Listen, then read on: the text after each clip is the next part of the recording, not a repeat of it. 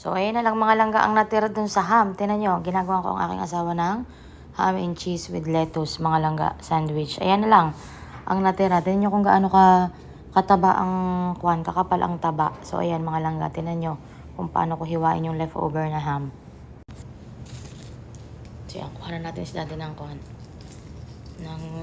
panlagay sa sandwich. Paunti na ng paunti mga langga.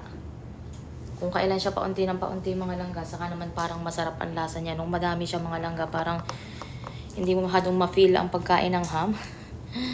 Ayan na. Nung isang araw pala, nakakita ang asawa ko ng ipinagmumura na ito, half price. Parang pinag-iisipan niya kung bibili niya. Sabi ko, no. Kasi hindi pa nga namin nabira ito. Marami pa itong mga langga. Ang kagandahan lang dito sa nabili namin, hindi siya ganun kalaki yung buto, kaya talagang purong laman. So, ayan, okay na to. Okay, daddy. So, yung sandwich ni daddy. Nilagyan natin ng ham. Ito nyo, pakikita ko sa inyo, ibabalik ko. Ibabalik ko ito kasi hindi ko tinatanggal itong taba. Kasi para ma-moist, para makita niya yung moist niya mga langga. Tignan nyo kung gaano kalaki. Charan! Oh. Kung gaano kalaki yung fats. Yan. Tapos ilagay ko lang mga langga din eh. Hindi ko na nga nababasa ari. Dapat binabasa ako ari. Kaunti na lang naman siya mga langga. Ayan na.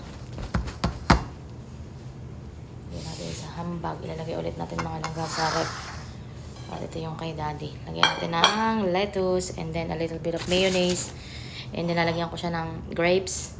And then yung green apple. Let's go. So yung mga langga, nilagyan ko na ng lettuce. Lagyan natin ng mayonnaise.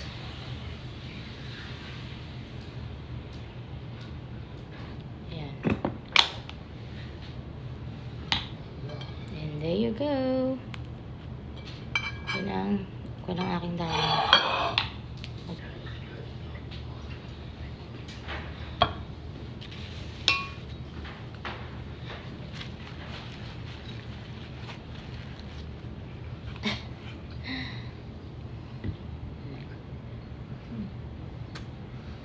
You want some grapes? Apple. Lagyan natin sa sides.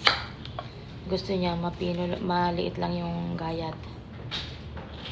Ayan. Nag-CR yun.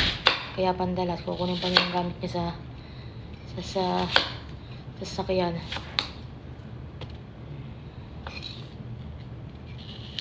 Healthy lunch. Okay, asawa.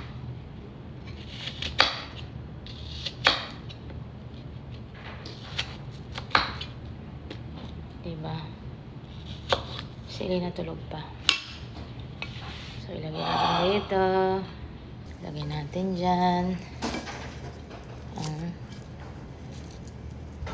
Green apple.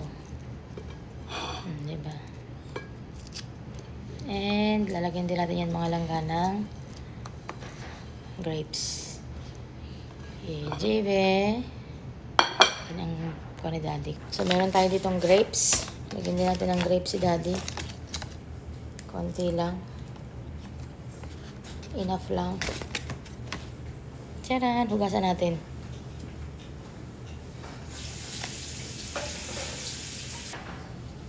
So, ayan siya mga langga.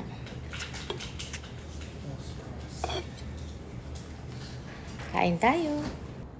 So, ayan mga langga. Naghubad na si daddy. Naku. Naghubad na at malamig. Aba, mainit. Yan ang kanyang brunch. Lunch? Lunch pala. A brunch? Lunch. I cannot show you because you're naked. Ayan si daddy. Oh, diba? Sit down. Sit down.